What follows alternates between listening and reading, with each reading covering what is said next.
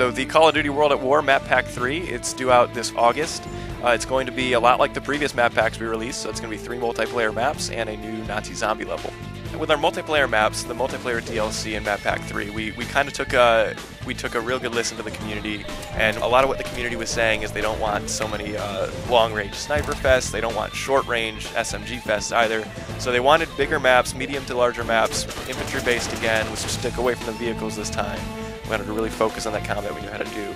And so with the 3 maps, I think all 3 of them play perfectly.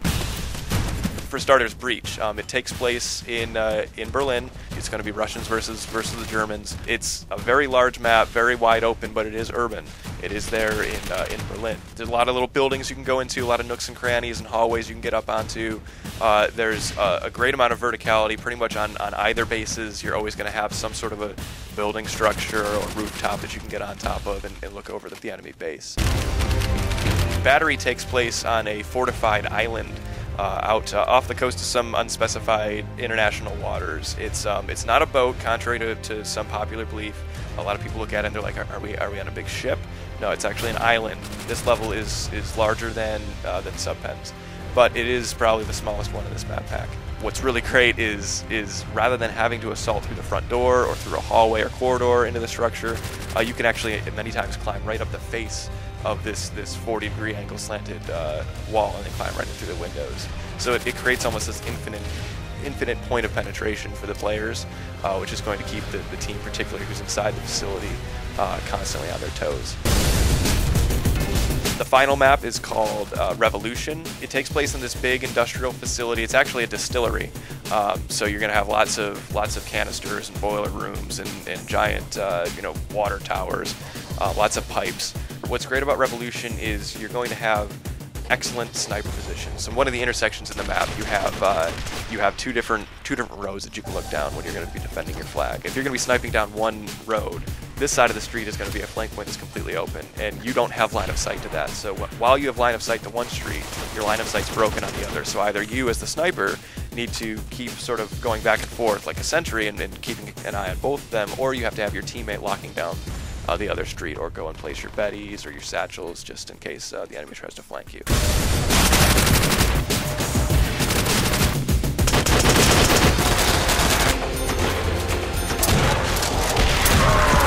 So also in Map Pack 3 is a new Nazi zombie level, Der Reese. It takes place in this, we call it Zombie Factory in the studio because it is taking place in sort of this factory-like facility. It's very industrial. There's a few new key features that we've added to this level. We've added the Bowie knife.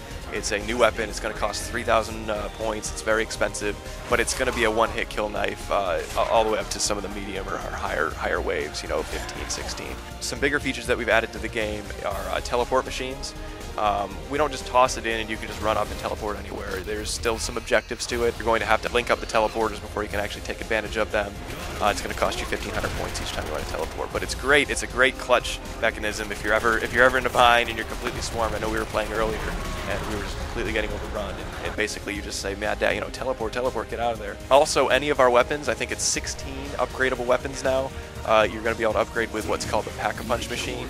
So you spend your money, you put it in the machine, it comes back out, and all of a sudden it's going to fire much more explosive rounds, much more damaging rounds. It might behave differently. If you put the BAR in and it comes out, you actually can run faster with it. So now, rather than opening up the mystery box and you get a Kar 98 and you go, what the hell is this? I don't want a bolt-action rifle.